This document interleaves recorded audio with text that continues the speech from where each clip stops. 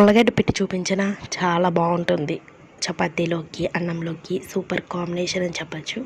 రసం, పచ్చడి చేసుకున్నప్పుడు ఒకసారి ఇలా ట్రై చేయండి, చాలా బాగుంటుంది. ఉల్లగడ్డలు ఉడకబెట్టేసుకొని పైన తొక్కు తీసేసి మ్యాషర్తో మెత్తగా మ్యాష్ చేసేసుకోవాలి. ఆయిల్ బాగా హీట్ అయ్యాక అందులో పచ్చిశనగపప్పు, ఆవాలు, పచ్చిమిరపకాయలు అలాగే ఆనియన్స్ వేసి కొంచెం బాగా ఫ్రై చేసుకోవాలి. తర్వాత 2 రెమ్మల కరివేపాకు కూడా వేసి బాగా ఫ్రై చేసి అందులో 1/2 టీ స్పూన్ పసుపు వేసి ఇంకొంచెం ఫ్రై చేసుకొని రుచికి సరిపడా ఉప్పు వేసుకోవాలి.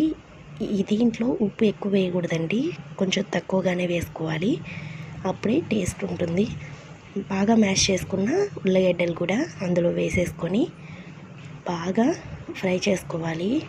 మనకు బ్రౌన్ కలర్లోకి వచ్చే వరకు ఫ్రై చేసుకుంటే సరిపోతుంది.